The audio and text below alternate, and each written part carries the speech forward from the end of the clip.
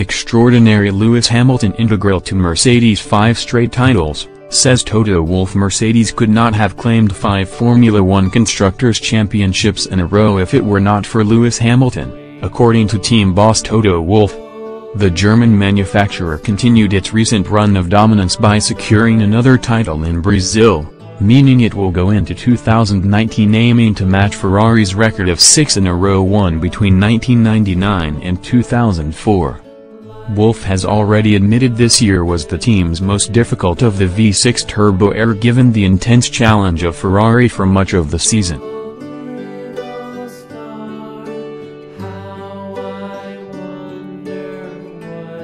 Hamilton joined Mercedes in 2013, the year before the new engines were introduced. With just a single championship to his name, he's now claimed 4 more of his own, accumulating 51 victories for Mercedes and counting in the process. Wolff paid tribute to the Englishman after the team's recent success. When asked if the team could have won so many in a row without Hamilton, Wolff said, "No, we wouldn't have won 5 championships. He's an extraordinary driver and an unbelievable personality, human is the right word, and therefore he has been an integral part of the team."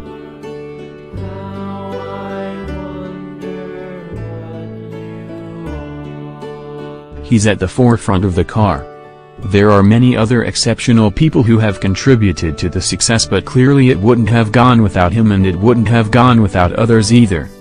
Wolff also praised the contribution made by Hamilton's teammate, Valtteri Bottas, and pointed out that the Finn's bad luck earlier in the year forced him into the supporting role he was in for most of the second half of the season. Valtteri's contribution was enormous. Until the Baku incident where he lost 25 points, he was properly in the fight for the championship.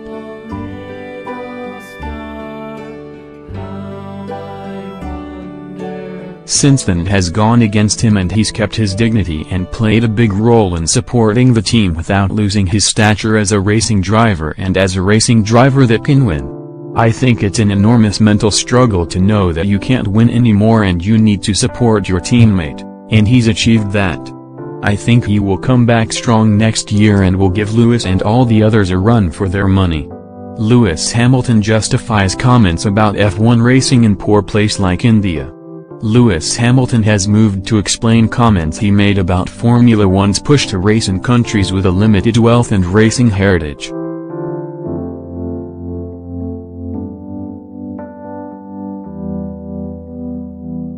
Hamilton, who last month secured his 5th world championship, has spoken out against certain aspects of F1's push to add races to the calendar, questioning recently whether the sport needed to add a Vietnam Grand Prix, now confirmed for 2020, when there's already 21 races a year. This week he elaborated on his view in an interview with BBC Sport. On the racing side, I don't know how important it is to go to new countries as such, he said. If you had the Silverstone Grand Prix and a London Grand Prix, it would be pretty cool. We've got a lot of real racing history in England, Germany, Italy, and now in the States it is starting to grow. But you only have one event per year in those places.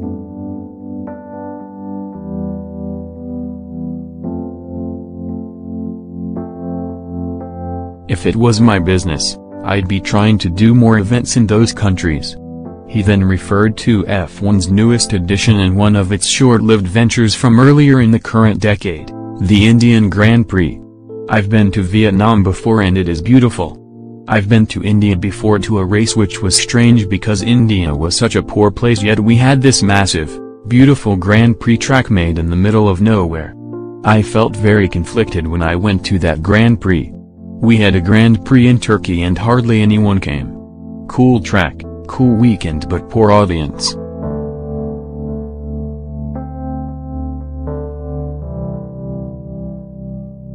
Those comments were picked up in various places, with several Indian media outlets criticizing Hamilton for his comments about the country, while it also gained traction on social media.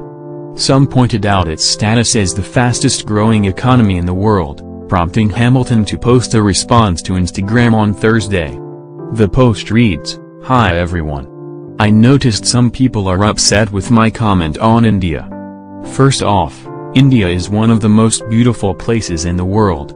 The culture there is incredible. I have visited and always had an amazing time. However, whilst it's the fastest, sick, growing economy, it also has a lot of poverty.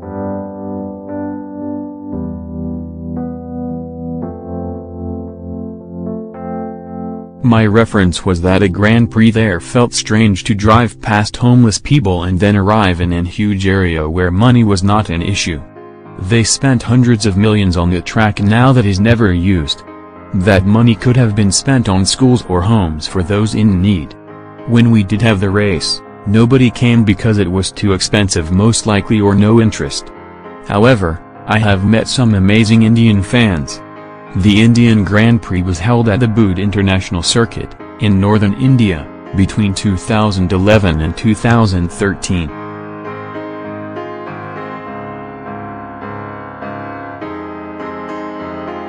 The circuit originally signed a 5-year deal with F1, but the 2014 edition was postponed due to a tax dispute between the circuit and the FIA, with the local government classing F1 as entertainment and not a sport. Subsequent editions also failed to go ahead, and it seems unlikely the race will return to the calendar in the near future. Did Max Verstappen and Esteban Ocon get off lightly for their Brazil transgressions? The championship might be wrapped up, but the Brazilian Grand Prix was full of controversy. Esteban Ocon and Max Verstappen controversially clashed on and off the track, while the severity of FIA punishments came under scrutiny.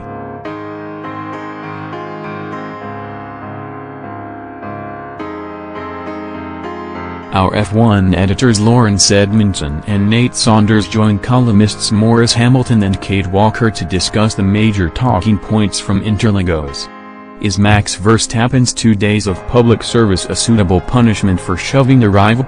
And it doesn't help that the FIA gave no indication of what the public service would actually involve. It sends an awful message to young drivers in lower formulae that physical contact is acceptable outside the car as long as you are willing to give up some of your personal time as payment. A suspended race ban for the rest of his career would have been more appropriate, and would have ensured Verstappen thought twice before doing something similar again.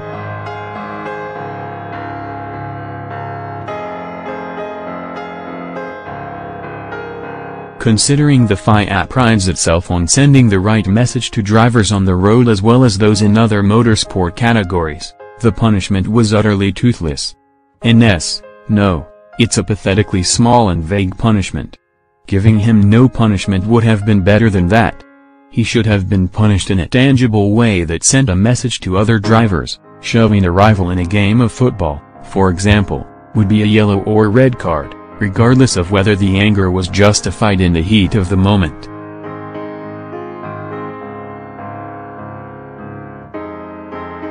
Verstappen should have had something to make him consider a similar response in future.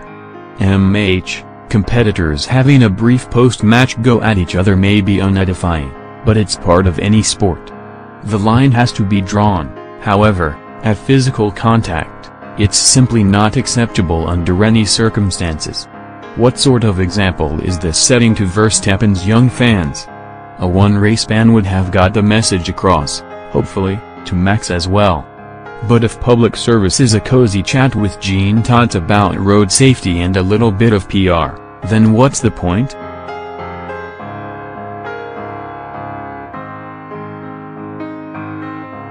It's no punishment at all, and will have absolutely zero effect on the future behavior of other angry drivers in any category and how they choose to comport themselves post-race. When it comes to driver punishments, the FIA has been rather toothless in recent years. Jean Todt made a rod for the federation's back last year when he allowed Vettel to get away with deliberately running into another driver and getting away with little more than an apology. After sending out that message, how can the FIA properly punish any driver for any sort of bad behavior ever again? They can't, and the drivers know it.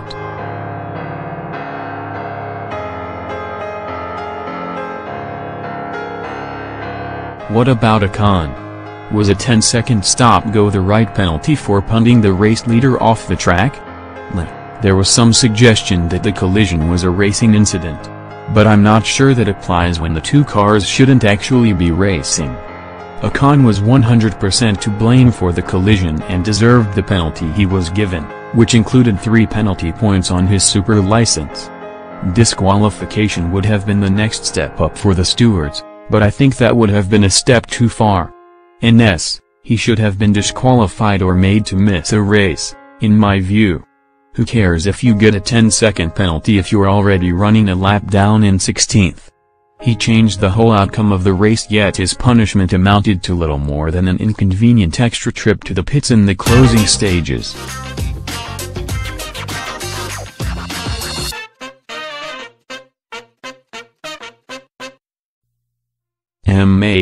Ocon and Verstappen both suffered by spinning out, and that should have been enough for a racing incident that was 50-50.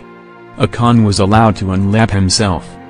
It was a risky maneuver, but, whatever Verstappen thought about it, the Force India was alongside and not about to vanish into thin air. I don't think the fact that it was the race leader should be that big of a consideration. Reckless or dangerous driving needs to be stopped, whether it's champions or backmarkers behaving badly, so to issue a harsher punishment because the victim fits X or Y criteria doesn't sit comfortably with me. Whether or not the penalty was a fair one for punting another competitor off the track, I don't know. I'd want to see the shunt from a few more angles before calling it anything other than a racing incident.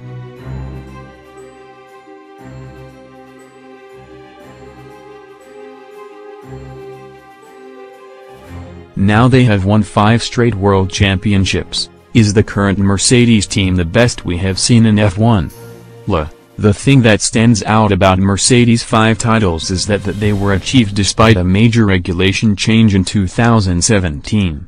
Ferrari didn't achieve that during its run of 6 constructors' titles, and nor did Red Bull with its run of 4.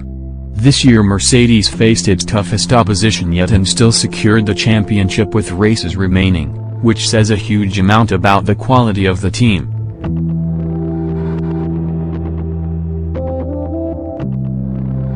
F1 is actively aiming to end domination by one team with its next major rule change in 2021, so this might be the last time we see one team become so successful over such a sustained period of time.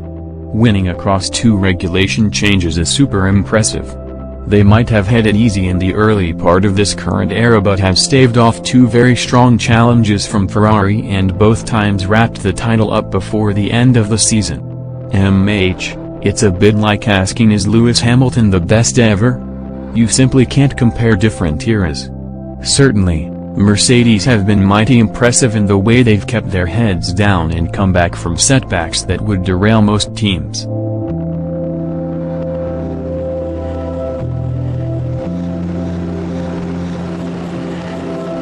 Huge strength and depth, massive talent in every department, all held together by strong and efficient management. Possibly? Maybe? Perhaps? Like comparing drivers across generations, you can't really compare teams across eras. At least when you're talking drivers, there's only one person in the cockpit at a time, unless something really weird is going on. Back in the good old days, whenever they were, an entire F1 team was comprised of around a dozen people. Who's to say that the achievements of those 12 or so people, working with considerably less complicated machinery, were any less impressive than those racked up by the hundreds of capable people currently working for Mercedes in Formula One?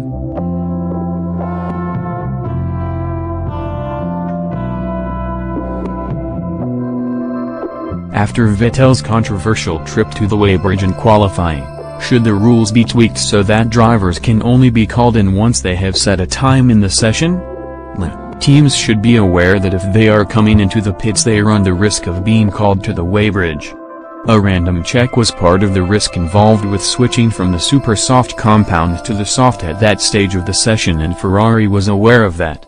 In my view, Sebastian Vettel got off lightly considering he completely disregarded the normal procedure for weighing a car and drove his Ferrari directly at one official who was displaying a brakes on board.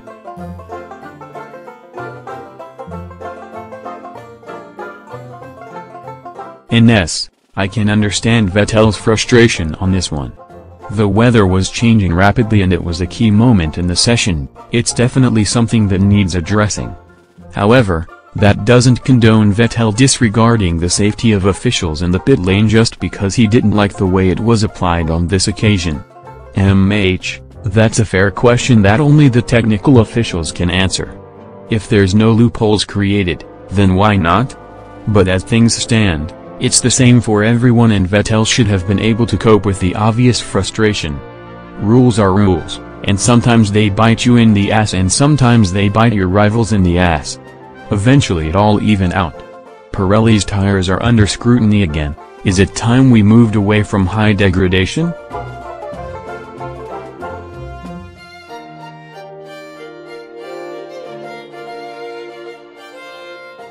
The problem is that the maths behind a two-stop strategy rarely adds up with the current levels of degradation. That's mainly because overtaking is still difficult in F1, so teams favor track position over outright speed to the flag. Combined with slow pit lane speed limits, which understandably exist for safety reasons, nursing tires to the flag usually makes more sense than rolling the dice on a second stop. Mandatory two-stop strategies might encourage drivers to push harder, but I'm not convinced it would result in better racing.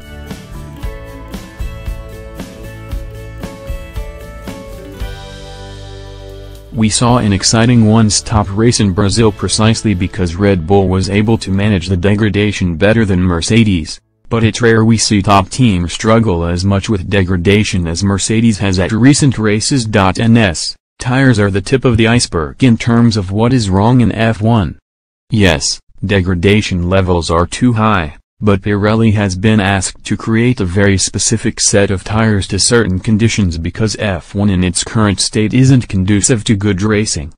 Tires are one of a few areas that need changing sooner rather than later.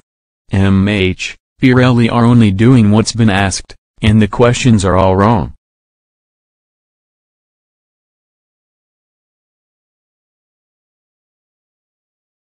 Requesting tires that degrade is another artifice to spice up a show that is completely knackered by downforce-dominated cars that can't race in close company. Of course tires should, and will, drop off in performance. But not to the ridiculous extent they do now. KW, and it's a third flat nope from me. Whatever the constriction, aero, fuel, horsepower, rubber, drivers will always have limiting factors on their performance. And whatever the limiting factor is, driver will moan about it. It's what drivers do, and it's how they're made.